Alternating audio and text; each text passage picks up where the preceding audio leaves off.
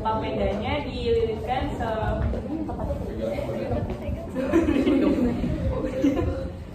seperti ini, nanti lalu dimasukkan.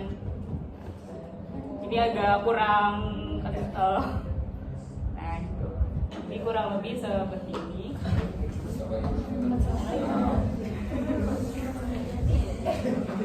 Jadi sebenarnya jumlah papeda yang diputar itu gak ada ketentuannya sesuai dengan selera. Jadi semakin banyak kalian putar, semakin banyak papeda yang bakal dimakan.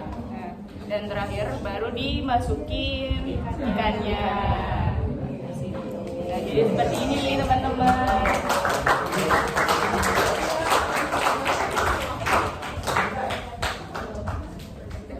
Nah, jadi setelah papeda ditaruh di dalam piring, papeda bisa langsung dinikmatin dengan kuah kuning dan potongan ikan di dalamnya. Nah, jadi selain isinya ada ikan sama papeda, jadi masyarakat di Papua juga bisa mengkreasikan dengan sambal atau tumisan sayur, bunga pepaya sesuai selera.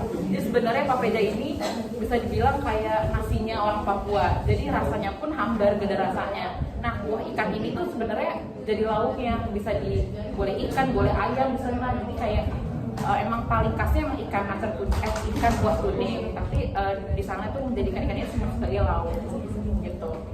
Nah, papeda ini tidak perlu dikunyah kalau makannya hanya dengan kuah cukup ditelan saja karena teksturnya sudah sangat lembut. Kecuali itu dia makannya sama lauk baru ada dikunyah. Nah, tradisi unik saat menikmati papeda. Biasanya di Papua orang-orang lebih suka memakan papeda langsung dari tempatnya.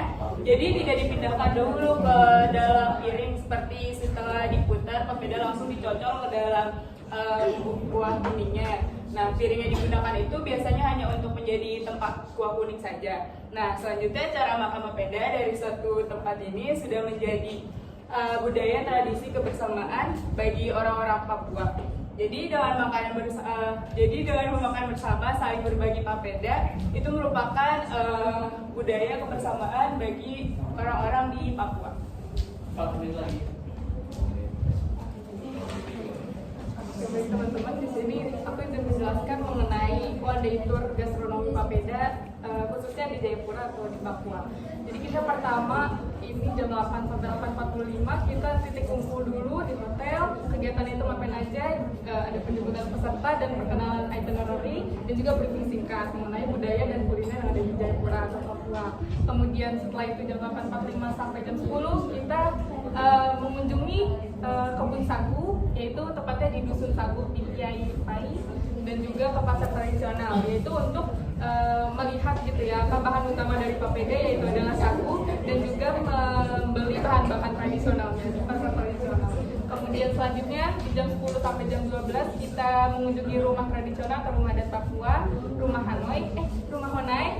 Kemudian kegiatannya adalah melihat-lihat workshop, memasak papeda dan juga pesertanya ikut untuk mencoba memasak papeda. Nah, di jam 12 sampai jam setengah 2 masih di rumah adat Honai, para peserta dan juga para guide gitu ya, ini kita menyantap bersama papeda yang sudah didemonstrasikan tadi. Nah, kemudian dari jam setengah 2 sampai jam 3 kita setelah kenyang gitu ya, kita mengunjungi Kampung Nelayan Kamadi dan juga Kampung Saroba untuk mengunjungi Kampung Nelayan dan juga melihat lebih dalam dan belajar tentang budaya dari dari tradisi lokal Papua. Kemudian setelah jalan-jalan mengunjungi Kampung Nelayan, makan papeda dan juga belajar tradisi Papua, kita pada jam 3 sampai jam setengah 5 kita balik lagi ke titik kumpul awal di hotel untuk istirahat dan juga berbagai pengalaman dan testimoni. Dan ini sumber referensi yang sudah kita dapatkan. Dan ya, terima kasih. Siapa yang mau bertanya dapat papeda?